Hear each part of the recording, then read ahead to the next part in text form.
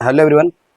जैसा कि हम लोग अपने लास्ट वीडियो में दूसरा चैप्टर क्लास 9th के पढ़ रहे थे, भौतिक स्वरूप को हम लोग 2 पार्ट में देख चुके थे। आज हम लोग इसका तीसरा पार्ट, कल जैसे कि हम लोग जो है इसमें हिमालय को पढ़ लिए थे, हिमालय के पूरे डिवीजन को पढ़ लिए थे और समझ गए थे कि हिमालय का कितना पार्ट है। आपको उसमें कहीं भी कोई डाउट है तो आप कमेंट बॉक्स में आप डाउट लिखिए, आपको उसका सोल्यूशन किया जाएगा। आज हम लोग का जो पूरा वीडियो रहेगा वो पूरा उत्तर के विशाल मैदान पर रहेगा और कोशिश रहेगा कि इसको हम लोग खत्म कर दें। आपको पता है कि प्लेन्स क्या होता है, मैदान क्या होता है? अगर आपको नहीं पता तो पहला वीडियो देखिए, इसका पार्ट 1।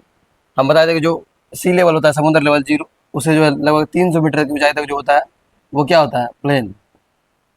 0 से 300 मीटर तक की ऊंचाई तक क्या होता है?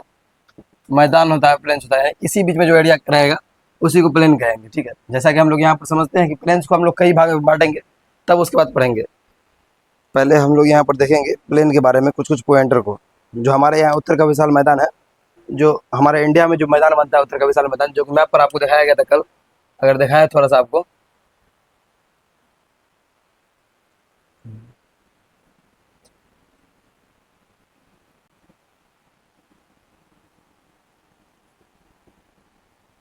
इतना ऐसा हमारा काम चल जाएगा, ठीक है। ये जो एरिया, ये ऊपर वाला जो एरिया आपको बताया गया था वो क्या था? ये ऊपर वाला एरिया आपको हिमालय बताया गया था, और उसके जो नीचे वाला एरिया था वो क्या था? प्लेन बताया गया था, जो कि मैदान था। अब इस एरिया में 3 नदी बहती है, एक पहले सिंधु ऊपर से, एक इधर से ब्रह्मपुत्र, और एक यहाँ से बताया गया गंगा। तो ये जो पूरा एरिया बना है, ये जो पूरा प्लेन्स बना है, वो सिंधु नदी, गंगा नदी और ब्रह्मपुत्र नदी के अवसाद से जब नदी बहती है, तो अपने साथ कुछ सेंडिमेंट को लेकर चलती है आगे, ठीक है। कुछ बगल के कुछ मिट्टी को काट के, चट्टानों को काट के आगे बढ़ती है। जब ये चट्टानों और मिट्टी को काट के आगे बढ़ेगी तो ये कहीं ना कहीं इसको डिपोजिट करेगी। ये जो काट के इसको जो यहाँ से उठा के फिर आगे ले जाके यहाँ रखता है, जब यहाँ से उठाता है तो इसको बोलते हैं अपक्षय, और यहाँ पर जब रखता है उसको बोलते हैं नीचे पर अपरदन भी बोलते हैं इसको। मिट्टी कटना, मिट्टी का किसी भी रूप में कटना, यहाँ से उठ के मिट्टी, मान लीजिए कि कोई मिट्टी है यहाँ पर और वो यहाँ से यहाँ चला गया, चाहे वो नदी द्वारा ले जाया गया हो, चाहे वो हवा द्वारा ले जाया गया हो, वो सब क्या कहलाएगा? अपरदन कहलाएगा। लेकिन मिट्टी का एक ऐसा, जैसे कोई पत्थर है, पहाड़ कुछ भी है, वो वहीं पर टूट के वहीं पर रह गया, तो वो क्या कहलाएगा? अपक्षय कहलाएगा। और जो यहाँ पर चला गया, डिपोजिट कर दिया उसको यहाँ से यहाँ, वो निक्षेपण कहलाता है। आपको ये पॉइंट हमेशा क्लियर आना चाहिए, अपक्षय, निक्षेपण और अपरदन। फिर से एक बार सुन लीजिए, जब चट्टान कोई एक ही जगह रहता है और वहीं पर टूट फूट करके वहीं पर रहता है तो वो कहलाएगा अपक्षय। वही चट्टान जब अपरदन क्या होता है, जब वही चट्टान को नदी या तेज हवा क्या करता है, उसको आगे लेके कहीं चला देता है, तो वो अपरदन होता है। मिट्टी का अपरदन होना, मिट्टी कटाव होना। और वही जब अपरदन करके जब कहीं पर जमा करता है तो उसको क्या बोलता है? निक्षेपण। ये 3 पॉइंट आपको याद रहना चाहिए। जब ऐसी प्रक्रिया करती है नदियाँ, ये सब नदियाँ भी ऐसा प्रक्रिया करता है, और क्या करता है, इस क्षेत्र में जो है बहुत सारा जो है वो बालू वगैरह इकट्ठा करता है, जिससे जो है मैदान का निर्माण होता है ना। इस तरीका से हमारा उत्तर भारत का विशाल मैदान का निर्माण होता है ना, जिसकी लंबाई लगभग 2400 किलोमीटर होती है, समझे। ये जो पूरा लेंथ है मैदान का यहाँ से यहाँ तक जो फैला हुआ है, इसकी लंबाई लगभग कितनी है? 2400 किलोमीटर। आप लोगों को ध्यान देकर समझना है। जब इसकी चौड़ाई भी जो है लगभग 150 किलोमीटर से, कहीं पर इसकी चौड़ाई बहुत कम और कहीं पर इसकी चौड़ाई बहुत ज़्यादा आपको देखने को मिल सकती है, ठीक है। 150 किलोमीटर से 500 किलोमीटर तक है। आपको पता होना चाहिए जो हमारा जो रीजन है, इसमें आपको औसतन जो एवरेज जो इसका हाइट मिलेगा, एवरेज हाइट वो 240 मीटर है, समुद्र तल से 240 मीटर तक, उससे नीचे मिलेगा हमेशा। एवरेज हाइट आपको समुद्र तल से 240 मीटर से नीचे ही मिलेगा, 300 मीटर तक है भी नहीं, ठीक ना। तो ये हमारा मैदान की विशेषता है, हमारे उत्तर के विशाल के मैदान की, ठीक ना। अब थोड़ा बहुत इसके बारे में सुनिए। उत्तर का मैदान जो है 3 प्रमुख नदी, सिंधु, जैसा कि हम बताएं, ये क्या था? सिंधु। ये क्या था? गंगा। और ये क्या था? ब्रह्मपुत्र, ठीक है। तो उत्तर का विशाल मैदान का निर्माण 3 मेन रिवर, जो सिंधु, ब्रह्मपुत्र और गंगा, ये 3 मेन रिवर हुआ। और छोटा मोटा ये जो 3 मेजर रिवर, जो बड़ा बड़ा रिवर हुआ, यही से हुआ। बाकी छोटा मोटा तो इसके सहायक नदी सिंधु, गंगा और ब्रह्मपुत्र तथा उनकी सहायक नदियों के द्वारा लाए गए अवसाद को जमा करने से बना है, और ये पूरा मैदान का निर्माण हुआ है, ठीक है। और ये ऐसा नहीं है कि आज एक दिन में बन गया है, ये कई लाखों वर्षों में बना है, ठीक है। लाखों वर्षों तक नदियों द्वारा लाए गए अवसाद के जमाव से इस मैदान का निर्माण हुआ है। इसका विस्तार जो है, इसका अगर विस्तार आप चेक कीजिएगा, इसका जो अगर कितना किलोमीटर में फैला हुआ है ये पता करना आपको, तो ये आपको 7 लाख वर्ग किलोमीटर में फैला हुआ है। 7 लाख किलोमीटर स्क्वायर में ये हमारा मैदान फैला हुआ है। कहाँ से है? ये जो उत्तर का मैदान है हमारा, ये जो हमारा मैदान है, ये दुनिया का सबसे घना आबादी वाला मैदान है। आपको पता होना चाहिए कि ये बहुत ही उपजाऊ मैदान है, और आपको ये भी पता होना चाहिए कि उत्तर का विशाल मैदान जो है दुनिया का सबसे घना आबादी वाला, यानी दुनिया में सबसे अगर कहीं पर ज़्यादा आबादी बसता है तो वो यहीं बसता है, ठीक है। इसी हमारे उत्तर के विशाल मैदान में, इसी में आपको Punjab state, Uttar Pradesh state, Bihar state, पश्चिम बंगाल और झारखंड का ऐसा क्षेत्र नहीं पड़ता, वो थोड़ा पठार इलाका पड़ता है। तो ये सब स्टेट इसी में पड़ता है, इस लाइन में पंजाब, फिर कुछ क्षेत्र पड़ता है इधर का, पंजाब, हरियाणा, दिल्ली, फिर बिहार, फिर यूपी, यूपी तो इधर ही ना हो गया, फिर बिहार, फिर वेस्ट बंगाल, ये सब कहाँ पड़ता है? ये सब मैदान में पड़ता है। और आपको पता होना चाहिए कि मोस्ट पॉपुलेटेड जो भारत में सबसे ज़्यादा पॉपुलेशन है, जो मोस्ट पॉपुलेटेड स्टेट है, यही सब है, ठीक है। पॉपुलेशन के दृष्टिकोण से सबसे ज़्यादा अगर पॉपुलेशन किसी स्टेट में तो वो यूपी में है। आपको पता होना चाहिए 20 करोड़ आबादी है वहाँ की। और सेकंड लार्जेस्ट हमारा बिहार है 13-14 करोड़ आबादी के साथ। तो हमारे बिहार में और यूपी में, ये दो स्टेट में इतना आबादी है जो कि यूएसए में, यूनाइटेड, क्या बोलते हैं, यूनाइटेड स्टेट ऑफ अमेरिका, है ना, इसको पंखा को, यूएसए में उतनी आबादी नहीं है जितनी आबादी हमारे बिहार और यूपी में है, दोनों में मिलाकर, है ना, लगभग सिमिलर है। हमारे बिहार, भारत के 2 स्टेट का आबादी एक देश की आबादी की तुलना में कंपैरिजन में है, समझ रहे हैं आप, बहुत आबादी है। तो इस मैदान में जितने स्टेट है ना, भारत की जितनी जनसंख्या निवास करती है पूरा भारत में, लगभग 145 करोड़ जनसंख्या निवास करती है, उसकी आधी जनसंख्या कहाँ निवास करती है? इस एरिया में निवास करती है, ठीक है। तो आप समझ सकते हैं कि कितना घना बसा हुआ क्षेत्र है यहाँ का, जो है क्या बोलते हैं उसको, घनत्व भी काफ़ी अधिक है। हमको आपको पता होना चाहिए कि पूरा इंडिया में सबसे अधिक डेंसिटी जो है वो कहाँ का है? बिहार का है। यहाँ पर 1 किलोमीटर में 1 किलोमीटर 1100 आदमी रह रहा है, ठीक है। लेकिन वहीं अगर अरुणाचल प्रदेश देखे, ये बिहार का हमारे जो मैदान वाला डेंसिटी है बिहार का, वहीं अगर अरुणाचल प्रदेश जो पहाड़ी इलाका है, वहाँ 1 किलोमीटर में हालिया रिपोर्ट के अनुसार 2011 के अकॉर्डिंग के अनुसार 17 आदमी रह रहा है। कितना आदमी रह रहा है? 17 व्यक्ति ही मात्र रह रहा। तो आपको समझ में आ जाना चाहिए कितना आबादी है हमारे यहाँ। वहीं दिल्ली की बात की जाए तो 11,000 आदमी रहता है, ठीक है, 1 किलोमीटर में। वो डेंसिटी वो आपको पढ़ाएंगे, ज्योग्राफी में बहुत डीप जाएंगे वहाँ पर। यहाँ पर आपको हम ये बताना चाह रहे हैं कि ये विशाल मैदान जो है, उत्तर का विशाल मैदान, ये बहुत ही उपजाऊ मैदान है। और बहुत ही उपजाऊ मैदान होने के कारण, इसी कारण ही यहाँ पर जनसंख्या बहुत है। जनसंख्या को ही हम आपको दिखाने का प्रयास कर रहे हैं कि यहाँ पर दुनिया में सबसे अधिक पॉपुलेशन यहाँ पर निवास करती है, ठीक है।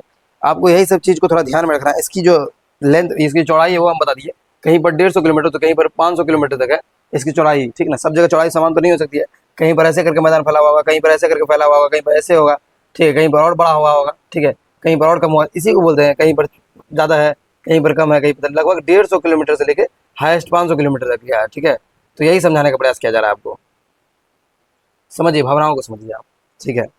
अब देखिए, इस सबसे ज़्यादा उपजाऊ होने के कारण, ये मैदान जो है हमारा उत्तर का विशाल मैदान, ये सबसे ज़्यादा उपजाऊ और सबसे ज़्यादा खेती यहीं से होता है, इसीलिए इसको भारत का अन्न भंडार गृह कहते हैं, है ना। इस क्षेत्र क्या बोलते हैं? भारत का अन्न, अन्न मतलब खाना, यानी सबसे ज़्यादा कृषि यहीं से होता है, इसी एरिया से, तो इसीलिए इसको भारत का अन्न भंडार गृह बोला जाता है। अगर हम और आपसे चर्चा करें इस मैदान के बारे में, सारा बात तो आपको बता ही दिया। 7 लाख वर्ग किलोमीटर है, सिंधु, गंगा और ब्रह्मपुत्र तथा उसकी सहायक नदियों द्वारा लाए गए अवसाद से इस मैदान का निर्माण हुआ है, ठीक है। इस मैदान का औसतन जो चौड़ाई है वो 150 किलोमीटर से लेकर 500 किलोमीटर तक है। इस मैदान का जो क्षेत्रफल है वो 7 लाख वर्ग किलोमीटर है। इस मैदान की जो लंबाई है यहाँ से यहाँ तक वो 2400 किलोमीटर है, लिखा है। हाँ, कहाँ लिखा है? हाँ, इस मैदान की लंबाई कितनी है? लगभग 2400 किलोमीटर इसकी लेंथ है, यानी कि यहाँ से इस मैदान जो फैला हुआ है पूरा यहाँ से जहाँ तक, वो 2400 किलोमीटर इसका विस्तार है, ठीक है, मैदान का। अगर उस उत्तर के विशाल मैदान की विशेषता पूछे तो आपको एकदम लिख देना है इसी तरीके से, है ना। इस मैदान को एक बार में पढ़ना इंपॉर्टेंट, एक बार में पढ़ना उतना आसान नहीं है, इसलिए हम लोग इसको कई पार्ट में तोड़ के पढ़ते हैं, ठीक है। अब हम एक एक करके आपको हम पार्ट समझाने का प्रयास करेंगे। आप हर एक पार्ट को एकदम आसानी वे में आप मेरे साथ बने रहिए और समझते रहिएगा, ठीक है। हम उत्तर के विशाल मैदान को पढ़ने के दृष्टिकोण से क्या करते हैं, हम 4 भाग में तोड़ते हैं। 1, 2, 3, 4। ये हमारा एक विभाजन हो गया। एक ही विभाजन नहीं करेंगे, हम कई विभाजन करेंगे। एक करेंगे पंजाब का मैदान,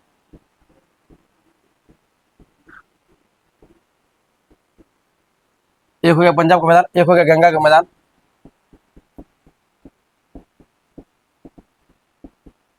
एक हो गया आपको ये क्या बोलते हैं इसको, राजस्थान का मैदान,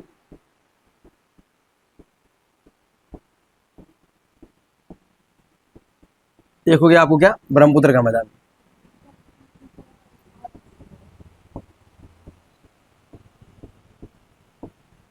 ये आप जो है पॉइंटर बना के लिख सकते हैं। जैसे कि हम अभी उत्तर का विशाल मैदान पढ़ा रहे हैं, कल आपको हिमालय पढ़ाए, तो हिमालय के बारे में जो बात हम बोलते हैं बीच में, आप उसको पॉइंट में कन्वर्ट करके लिखिए। आपके अंदर टैलेंट होना चाहिए कि आप कैसे ऑनलाइन क्लास करके आप किसी भी चीज़ को पॉइंटर में नोट बना के कैसे बना पाते हैं। अगर आप अभी से इस चीज़ को स्टार्ट कीजिएगा तो आप बहुत अच्छे स्टूडेंट बन जाइएगा। अपने 10th तक 12th तक आप अच्छे स्टूडेंट में गिन जाएगा आपका, ठीक है। अभी से आप इस चीज़ को, जैसे अभी उत्तर के विशाल मैदान के बारे में हम बहुत सारा विशेषता बताएं, आपके एग्जाम में अगर क्वेश्चन पूछ दे उत्तर के विशाल मैदान की क्या क्या विशेषताएं हैं, आप अभी ही लिख रखे रहिएगा। उत्तर का विशाल मैदान की लंबाई 7 लाख वर्ग किलोमीटर है, उत्तर के विशाल मैदान का विस्तार 2400 किलोमीटर है इसका विस्तार, है ना। इसकी चौड़ाई कहीं पर 150 तो कहीं पर 500 देखने को मिलती है, यानी 150 से लेकर 500 देखने को मिलती है। उत्तर के विशाल मैदान की एवरेज हाइट जो है वो समुद्र तल से 40 मीटर से भी कम है। हाँ, जब उत्तर का विशाल मैदान सिंधु, गंगा और ब्रह्मपुत्रा के सहायक नदियों के ब्रह्मपुत्रा के देखो ऐसे लिखना है, उत्तर का विशाल मैदान सिंधु गंगा और ब्रह्मपुत्रा के सहायक नदियों द्वारा लाए गए अवसाद से बनता है। उत्तर के विशाल मैदान को भारत का अन्न भंडार गृह कहा जाता है। ऐसे करके आपको पॉइंटर बनाना है। उत्तर का विशाल मैदान 4 भाग में बटा हुआ है, पंजाब का मैदान, राजस्थान का मैदान, गंगा का मैदान और फिर ब्रह्मपुत्रा का। ऐसे करके आपको पॉइंटर बनाने होना चाहिए, ठीक है। हम यहाँ पर क्या करते हैं, हम समझाने का काम करते हैं बच्चों को, ताकि समझ में आ जाए, पूरा बच्चा समझ जाए। हम ये मान के चलते हैं कि आप पढ़े हैं, नहीं भी पढ़े तो हम फाउंडेशन टाइप का तो नहीं पढ़ा रहे हैं, जब सब डेफिनेशन तो आपको दे नहीं रहे हैं, ठीक है। भ्रम में नहीं रह रहा है यहाँ पर। आप पढ़े हुए हैं, आपके पास नोट्स है, तो आप ज़्यादा पकड़ पाइएगा, ये बात है। नहीं पढ़े हुए तो थोड़ा कम पकड़ पाइएगा, लेकिन आप मोबाइल को पोर्ट्रेट कर दीजिए, ऐसे घुमा दीजिए और रख दीजिए, स्थिर से आप जो है एकदम कॉन्सेंट्रेट होकर देखिए ना। सबसे पहले जो है क्या है, पश्चिम का मैदान या पंजाबी मैदान, इसको पश्चिम का मैदान ही बोलते हैं, ठीक है। तो इसके बारे में समझना होगा, पश्चिम का मैदान।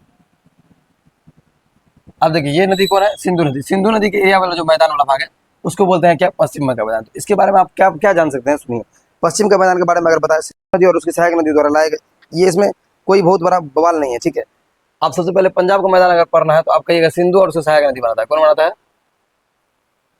सिंधु और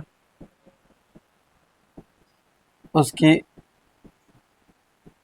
सहायक नदियों द्वारा बना मैदान।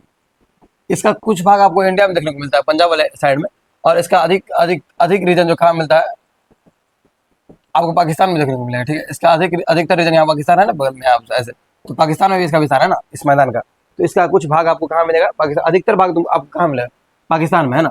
उसके बाद आपको आता है राजस्थान का मैदान। तो राजस्थान का मैदान जो अरावली पर्वत है, अरावली पर्वत के पश्चिम, अरावली पर्वत के पास, अरावली पर्वत के पश्चिम में है, ठीक। अरावली जो पर्वत राजस्थान में है, अरावली पर्वत, अरावली माउंटेन, गुजरात हो गया, इधर राजस्थान हो गया, अरावली माउंटेन, इसके पश्चिम में पड़ता है आपको क्या, कौन मैदान पड़ता है इसका,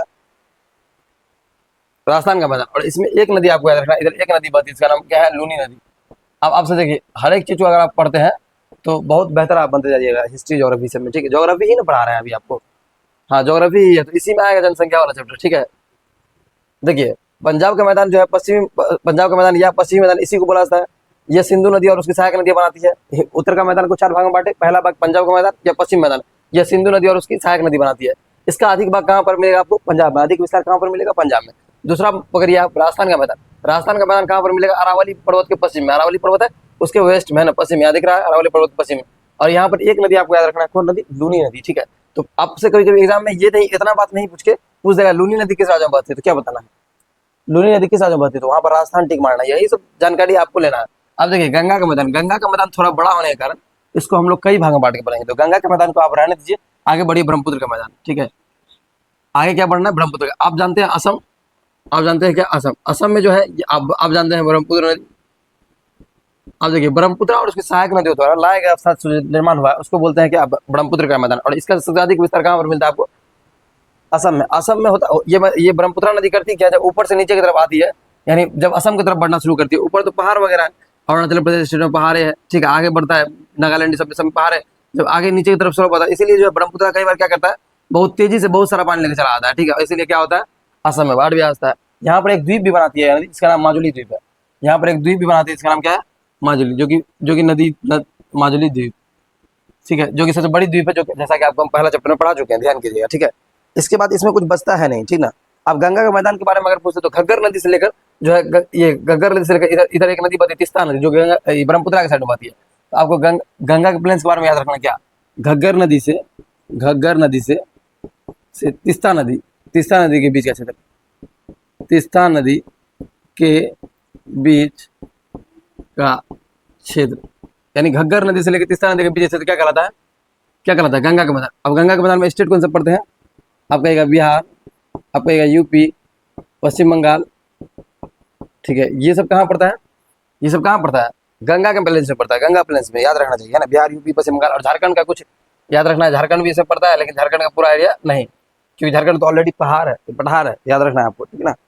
अब इसमें जो है कुछ ज्यादा है नहीं, इसका सबसे अधिक विस्तार इसका है, ये 1400 किलोमीटर है। कितना किलोमीटर है ये, 1400 किलोमीटर। कौन, गंगा का मैदान। ये सबसे गंगा प्लेन्स सबसे इंपोर्टेंट है इसमें, क्योंकि सबसे ज्यादा ट्रेवल कौन करता है, नदी का, गंगा का मैदान यहाँ से यहाँ तक ट्रेवल कर रहा है, समझ रहे हैं।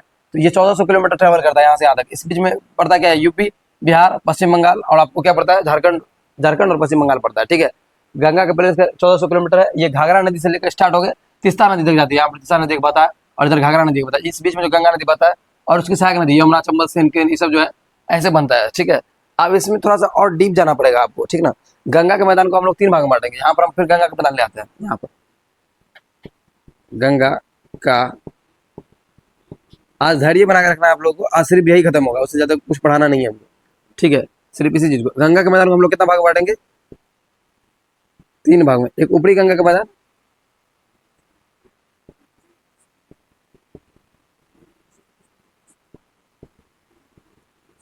एक मध्यवर्ती गंगा का मैदान,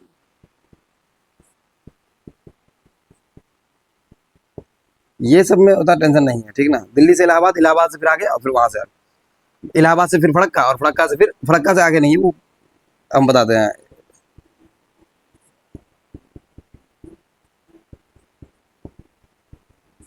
यहाँ वेस्ट बंगाल है ना, देखिए गंगा का मैदान को जैसे कि इस मैदान को हम 4 भाग में बांटे और तीनों सब बात आपको बता दिए। इसी में एक भाग था गंगा का मैदान, इसको हम 3 डिवीजन किए। ये बड़ा होने का हम दिख रहे हैं यहाँ, पहले देख लो, कटने ना इसको ये बड़ा होने के कारण इसको थोड़ा सा ज्यादा इसको और भाग में बांट गया, ठीक है। तब पढ़ने में ज्यादा आसानी होगा। दिल्ली से लेकर, देखिए दिल्ली से तुम लोग भी देखो बाबा, दिल्ली से लेकर इलाहाबाद तक, दिल्ली से लेकर इलाहाबाद यूपी तक जो नजर आएगा आपको मैदान प्लेन्स, उसको बोलते हैं क्या? ऊपरी गंगा का मैदान, ठीक है। इलाहाबाद से लेकर फरक्का, इलाहाबाद से लेकर इलाहाबाद से लेकर फरक्का, ये फरक्का कहाँ पड़ता है आपको याद होना चाहिए, वेस्ट बंगाल में। फरक्का बैरेज भी है ना, फरक्का के पास ही जो फरक्का जो है, फरक्का जो बना हुआ वहां पर, फरक्का के पास ही तो एक डैम बना हुआ जिससे एक हुगली नदी निकल जाता है, गंगा फिर अपना बता रहता है, ठीक है। वो भी बताएंगे आपको, आएगा नदी वाला चैप्टर, उसमें बताएंगे, ठीक है। अब बात स्वरूप इसी के बाद है ना, तीसरा चैप्टर है नदी वाला, तीसरा चैप्टर है नदी वाला, अब बात स्वरूप, ठीक है ना। दिल्ली से लेकर जो इलाहाबाद तक का मैदान है उसको क्या बोलेंगे? ऊपरी गंगा का मैदान। इलाहाबाद से लेकर फरक्का तक है उसको क्या बोलेंगे? मध्यवर्ती गंगा का मैदान। उसका जो गंगा डेल्टाई क्षेत्र है उसके बाद क्या है? डेल्टाई क्षेत्र। आप तो पहुंच गए, आप लोग कहाँ तक? वेस्ट बंगाल या फरक्का तक यहाँ पर पहुंच गए, तो आप एकदम अंत तक पहुंच गए।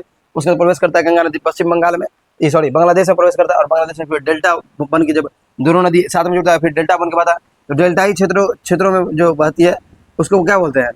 उसको क्या बोलते हैं? निचली गंगा का मैदान। बस बात खत्म है, इतना ही है, इसमें कुछ और है नहीं, ठीक ना। अब देखिए बिहार वाला अगर कंडीशन में जाएंगे तो बिहार में जो है गंगा प्लेन्स को देखिए, जो जितना नदी जितना प्लेन्स बिहार में कौन प्लेन है? गंगा का प्लेन है। इस 4 भाग में कौन भाग बिहार में बताया? तुम लोग थोड़ा बताया करो, तब कनेक्ट हो पाएगा सब। इस 4 भाग में कौन भाग बताया बिहार में? गंगा का मैदान बताया ना। तो गंगा का मैदान जो बिहार में बताया, तो बिहार में इसका डिवीजन अलग तरीके से किया गया है। बिहार में अलग तरीके से हम लोग डिवीजन करते हैं ना। बिहार राज्य में गंगा के मैदान को 2 भाग में बांटा गया है। बिहार राज्य में गंगा के मैदान को, गंगा के मैदान को 2 भागों में बांटा गया है। आपको ये पता होना चाहिए कि बिहार में जो गंगा बहती है, गंगा बिहार में इस तरह बहती है कि पूरा बिहार को 2 भाग में बांट दिया। एक उत्तर का बिहार, उत्तर बिहार, एक दक्षिण बिहार। आपको याद रहना चाहिए, दक्षिण बिहार, हालांकि दक्षिण बिहार बिल्कुल ही सुखाड़ से प्रभावित रहता है और उत्तर बिहार हमेशा बाढ़ से प्रभावित रहता है, ठीक है। बिहार का शौक किस नदी कहा जाता है? सौरव, बिहार का शौक किस नदी कहा जाता है? कोसी। बिहार का शौक किस नदी कहा जाता है? कोसी को। अब ये सब पॉइंट आप लिख सकते हैं अपना साइड, ठीक है। आप देखिए पूरा इसको बांटेंगे, उत्तरी गंगा का मैदान, इसको 2 भाग में बांटेंगे, ठीक है। एक क्या बांटेंगे? उत्तरी गंगा का मैदान। एक क्या बांटेंगे? हाँ, और एक क्या बांटेंगे? दक्षिणी गंगा का मैदान।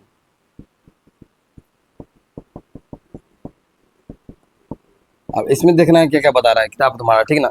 एक बोल रहा है उत्तरी गंगा का मैदान जो है वो गंडक, बूढ़ी गंडक, बागमती, कमला, कोसी, ये जो ऊपर वाला आता है, देखो समझ जाओगे आराम से। बिहार का नक्शा खोलोगे, ऊपर से जितना नदी आता है सब क्या हो गया? उत्तरी गंगा का मैदान। नीचे से जितना नदी आता है उसको क्या बोलेंगे? दक्षिणी गंगा। जैसे उत्तर से आता है हम लोग का क्या क्या, अगर बिहार का मैप खोलो, उत्तर से आता है कौन कौन नदी? गंडक, बूढ़ी गंडक, कमला, कोसी, सब उत्तरे से। गंगा नदी जो बहता है, गंगा में जो मिलता है सब, ये सब नदी सब उत्तरे से ना आता है। ये रामगंगा, गंगा, इस बाद घाघरा, क्या बोलते हैं, गंडक, बूढ़ी गंडक, फिर कोसी, कमला, महानंदा सबसे लास्ट में आता है, ठीक है। तो यहाँ पर कोसी, महानंदा, उतना हम नदी नहीं लिख रहा है, ऐसे बता रहा था। मान दो ये सब क्या है? उत्तर का विशाल मैदान। यानी ये सब नदी जो आता है और ये सब नदी जो बहाव कर रहा है और ये सब नदी से जो क्षेत्र बन रहा है उसको क्या बोलेंगे? क्या बोलेंगे? उत्तर गंगा मैदान। आपको याद होना चाहिए कि इस क्षेत्र में जो जिस क्षेत्र से ये सब नदी बहती है इसमें प्रतिवर्ष बाढ़ आता है, नहीं आता है। ये कोसी वाला क्षेत्र में हम लोग रहते हैं, बाढ़ आता है ना प्रतिवर्ष से है। आप देखो उधर से जो आता है नीचे से सोन, इधर से आता है ना सोन नदी है, केन नदी है, पुनपुन नदी, चंबल नदी, यमुना के साथ जो आता है, तो उसको छोड़ो। यहाँ याद रखो कि सोन, केन, पुनपुन और कौन कौन दिया हुआ है तुम्हारी किताब में? हाँ, फल्गु रिवर भी एक याद रख सकते हो तुम। देखो आज ही क्लास में पढ़ा रहे थे तुम लोग फल्गु रिवर के बारे में, नहीं? फल्गु के बारे में बता रहे थे, निरंजना नदी के बारे में। तो फल्गु नदी का ही नाम क्या है? निरंजना नदी। और निरंजना, चूंकि हम हिस्ट्री पढ़ाते हैं इसलिए आप लोगों को बता देते हैं कि ये फल्गु नदी का नाम क्या है? निरंजना नदी। हिस्ट्री में इसको निरंजना नदी के नाम से जाना जाता है। और इसी निरंजना नदी के किनारे किसको ज्ञान की प्राप्ति हुई थी? बताओ न बे। गौतम बुद्ध को ज्ञान की प्राप्ति हुई थी इसी निरंजना नदी के किनारे, गया में, बहुत गया में, ठीक है? तो याद रखना चाहिए, ठीक है? और ये इसमें प्रतिवर्ष बाढ़ नहीं आता है, याद रखना, प्रतिवर्ष बाढ़ बाढ़ नहीं, शॉर्टकट में ऐसे पढ़ना होता है, प्रतिवर्ष बाढ़ नहीं, ठीक है? आप देखो इतना बांटने के बाद भी अभी भी और बांटना है गंगा के मैदान को। गंगा का मैदान अपने आप में बहुत विशाल है, इसलिए इसको हम बहुत भाग में बांटते हैं, ठीक ना? आप भौतिक आकृति के तौर पर बांटते, चलिए यहाँ पर हम 2 मिनट में बांटते हैं यहाँ पर, ठीक ना? कितना मिनट का वीडियो बन गया बाबा? 21 हो गया, अच्छा चलो कोई बात नहीं, आज ही मैदान खत्म हो जाएगा। भौतिक आकृति के आधार पर, भौतिक आकृति के आधार पर, आकृति अपना किताब खोल के यहाँ तक पढ़ लीजिएगा, कुछ आपको नहीं छूटेगा, है ना? तब समझ में आएगा आपको क्या लेवल है आपके इस क्लास का, क्या पढ़ रहे हैं और क्या कंटेंट आप तक पहुंच रहा है। आपको तब समझ में आएगा जब आप अपने किताब को स्टडी कीजिएगा, अपना पढ़ाई को आप समझिएगा, तभी समझ पाइएगा सही पढ़ रहा है या कुछ भी पढ़ के चले जा रहा है, ठीक है? भौतिक आकृति के आधार पर 4 भाग में बांटा गया। पहला है तराई, एक तो भावर होगा, है ना? पहला क्या हो जाएगा? भावर। देखिए भावर क्या होता है पहले इसको समझिए। दूसरा क्या होता है? तराई। तीसरा क्या होगा? बांगर। और चौथा क्या हो जाएगा? खादर। यानी इस प्रकार से बांट दिया कि गंगा के मैदान को 4 भागों में भौतिक आकृतियों के आधार पर बांट दिया। देखिए जब नदी निकलती है और नदी जब बहते बहते जो है पहाड़ वगैरह के पास पहुंचती है, पहाड़ वगैरह के पास नदी क्या होती है? पतली पतली धारा में मान लीजिए बहना शुरू करती है, ठीक है? पतली पतली धारा में, तो इसी को क्या बोलते हैं? भावर। क्या बोलते हैं इसी को? भावर। जब नदियां पर्वत से नीचे उतरती है, और शिवालिक पहाड़ियां के पास, जो बिहार में शिवालिक की पहाड़ियां है, वहां पर शिवालिक पहाड़ियां के पास 8 से 16 किलोमीटर तक की दूरी पर छोटे बड़े है ना, छोटे बड़े पत्थरों का ढेर लगा हुआ था, ठीक है? और उस पत्थरों के ढेर के साइड से सब नदी निकलना शुरू करता है। इसी क्षेत्र को क्या बोलते हैं? इस क्षेत्र में बहुत सारी नदी लुप्त हो जाती है, क्या होती है? गायब हो जाती है, लुप्त हो जाती है ना। इसे ही क्या बोलते हैं? इसी क्षेत्र क्या बोलते हैं? क्या बोलते हैं? भावर। जब नदी नीचे उतरती है पहाड़ से, है ना, शिवालिक के पास जो 8-16 किलोमीटर तक क्या है, वहाँ चट्टान वगैरह है, और चट्टान वगैरह में जब पतला पतला धारा से या फिर कभी कभी लुप्त भी हो जाती है, पता नहीं, या तो पतला धारा में या तो लुप्त हो गया। लुप्त होने का मतलब क्या है? पानी कहीं रुक गया, उधर रह गया, आगे है ही नहीं, पानी बह रहा है, यहाँ पर पता उसको रोक लिया। अब इधर हम खड़े होकर देख रहे हैं पानी है ही नहीं, वो मुर गया होगा कहीं और, नहीं मुर गया होगा। तो इस तरह का जब कंडीशन बनता है उसको क्या बोलते हैं? भावर। अब तराई क्या होता है? ये भावर कहीं खत्म तो नहीं हो जाएगा। ये भावर जैसे अगर मान लीजिए यहाँ पर पत्थर था तो यहाँ से आया और यहाँ से इधर कट गया, फिर ये यहाँ से इधर कट गया, फिर यहाँ पर पत्थर था, यहाँ से इधर कट गया, यहाँ से इधर कट गया, फिर यहाँ पत्थर था, ये यहाँ से ऐसे करके इधर कट गया। अब ये सब कहीं पर आके मान लीजिए यहाँ पर पत्थर था, इधर कट गया, यहाँ पर पत्थर था, इधर कट गया, ये सब कहीं आके मिल गया, ठीक है? उसको क्या बोलेंगे? यानी भावर के बाद, जब नदियां भावर बन जाती है, भावर क्षेत्र के बाद जहां नदी आपस में आकर मिलती है, जहां नदी पुनः मिलती है, वापस आकर मिलती है, उसको क्या बोलते हैं? तराई क्षेत्र। और वो क्षेत्र थोड़ा दलदली होता है। कैसा होता है? दलदली क्षेत्र होता है, ठीक है? उसके बाद बांगर। बांगर ये और खादर, ये दोनों मिट्टी का प्रकार है। और कौन मिट्टी का प्रकार है? कौन मिट्टी का प्रकार है? जलोढ़। जो नवीन जलोढ़ मिट्टी, जब नदी बहती है और हर साल जो है प्रतिवर्ष जो है अपना जो क्या बोलते हैं बालू गाद वगैरह लेके चले आती है, हर साल मतलब बाढ़ लाने का काम करती है, उससे जो मिट्टी का निर्माण होता है वो क्या होता है? खादर। क्या होता है? खादर। नवीन जलोढ़ मिट्टी खादर बोलते हैं और पुरानी जलोढ़ मिट्टी क्या बोलते हैं? बांगर। जहाँ पर प्रतिवर्ष मिट्टी नहीं पहुंच पाता है, समझे? तो यही डिफरेंस है भौतिक आकृतियों के आधार पर। इससे ज्यादा आपको इस चैप्टर नहीं बोलना चाहिए। इसमें उत्तर का विशाल मैदान में कुछ नहीं है। और बचा आपको दोआब। 2-3 चीज और समझना है एक्स्ट्रा में, ठीक है? अब हम बता रहे हैं दोआब। देखिए जब भी दो नदी के बीच का भूमि क्या कहलाएगा? दोआब। दो नदियों के बीच का भूमि, दो नदियों के बीच का भूमि दोआब कहलाता है, दोआब।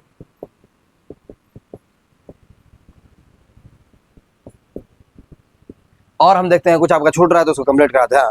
एक हो गया, आपको 2 क्वेश्चन और आ सकता है, उत्तरी क्या बोलते हैं? ऊपरी दोआब और वेस्ट दोआब, ठीक है? अगर आपसे क्या बोलते हैं? ऊपरी दोआब पूछते हैं, ऊपरी दोआब। आपको हमेशा ऊपरी दोआब को याद रखना है कि दोआब मतलब दो नदी के बीच का भूमि। ऊपरी दोआब किसे कहते हैं? रावी नदी जो होता है, रावी नदी, और जो है व्यास नदी। रावी और व्यास के बीच की भूमि के बीच की। अब इसको हम थोड़ा सा डायग्राम बता दें। एक नदी है रावी, एक नदी क्या है? रावी, एक नदी क्या है? व्यास। इसको बोलते हैं क्या? ऊपरी दोआब। क्या बोलते हैं इस क्षेत्र को? ऊपरी दोआब। एक है विष्ट दोआब, एक क्या है? बोर्ड दिख रहा है? विष्ट दोआब। एक क्या है? विष्ट दोआब। देखो इसमें क्या होता है, इसमें एक नदी है तुमको व्यास, एक नदी क्या है? व्यास। एक नदी क्या है? सतलुज। एक नदी क्या है? तुमको पता होना चाहिए, लाइन से नदी है, झेलम, चुनाव, रावी, व्यास, सतलुज। झेलम, चुनाव, रावी, व्यास, सतलुज है ना। झेलम, झेलम, चुनाव, रावी, व्यास, सतलुज। रावी व्यास के बीच का भूमि क्या हो गया? ऊपरी दोआब। व्यास और सतलुज के बीच का भूमि क्या हो जाएगा? व्यास और सतलुज। देखो रावी ये हो गया तुमको झेलम, सिंधु की सहायक नदी से आएगा झेलम, चुनाव, रावी, व्यास और सतलुज। तुम कह रहा रावी और व्यास के बीच का भूमि क्या कहलाता है? ऊपरी दोआब। क्या कहलाता है? ऊपरी दोआब। और तुम कहना व्यास और सतलुज के बीच का भूमि क्या कहलाता है? विष्ट दोआब। व्यास और सतलुज के बीच का भूमि क्या कहलाता है? विष्ट दोआब। ठीक है, आपको याद रखना चाहिए कि ये व्यास नदी है, ये ऐसा एकमात्र नदी जो पूरा समुद्र तक का रास्ता नहीं देख पाती है, रास्ता में ही मिल जाती है। किससे? इंडिया में ही, इंडिया के अंदर ही कपूरथला पंजाब में मिल जाती है। किससे? सतलुज नदी से। ये आपको पता होना चाहिए। ठीक है, और इसमें से जो चिनाव नदी है उस पर विश्व का सबसे बड़ा रेलवे ब्रिज बना हुआ है भारत में। ठीक है, जम्मू एंड कश्मीर में। ठीक है ना, सबसे बड़ा चिनाव नदी पर एक रेलवे ब्रिज बना हुआ है जो कि विश्व का सबसे बड़ा रेलवे ब्रिज है। ठीक है, याद रखना चाहिए, एग्जाम का फैक्ट है। ठीक ना, झेलम नदी, चिनाव नदी, रावी नदी, व्यास नदी और सतलुज नदी गंगा की सॉरी सिंधु की सहायक नदी है। ठीक है, सतलुज काफी लंबी नदी है। ठीक है, व्यास नदी क्या करती है? समुद्र में मिलने से पहले ही क्या करती है? अपना पानी किसे मिलाती है? सतलुज नदी में मिलाती है। कहाँ पर ये मिलाती है? जहाँ पर मिलाती है वो पंजाब में मिलाती है। कहाँ पर मिलाती है? पंजाब में। तो ये सब आपको एग्जाम का फैक्ट सब है जो आपको याद रहना चाहिए। विष्ट दोआब याद रखेगा कि व्यास और सतलुज नदी के बीच का भूमि विष्ट दोआब कहलाता है। ऊपरी दोआब याद रखेगा कि रावी नदी और व्यास नदी के बीच का भूमि क्या कहलाता है? ऊपरी दोआब कहलाता है। शायद वीडियो 20-25 मिनट का बन गया होगा। ठीक है, और टॉपिक भी आपका लगभग जो है खत्म हो गया। एक वीडियो बनेगा इस पर, पठार और खत्म। पठार गया एक वीडियो में पठार पढ़ा देंगे, थोड़ा समय लगेगा, उसे पठार में थोड़ा समय लगेगा। और एक वीडियो में आपको मतलब 2 से 3 वीडियो अभी और आएगा आपको, जो इस पर पार्ट 3 है, ये कम से कम पार्ट 6 तक आपको जाना है इसमें। ठीक ना, बेसिक भी आया तो कोई दिक्कत नहीं, क्योंकि ये चैप्टर सबसे इंपोर्टेंट चैप्टर है क्लास 9th के लिए। ठीक है, आप लोग एकदम संयम से, इतना डिटेल बताने में थोड़ा समय लगता है। ठीक है, आप इसका स्क्रीनशॉट ले लीजिए, ज़्यादा बेटर रहेगा, या फिर आप इसको लिख सकते तो लिख लीजिए, है ना। वीडियो में ऐसे ही बने रहिए, देखते रहिए, वीडियो को शेयर करते रहिए, वीडियो को लाइक करते रहिए। Thank you.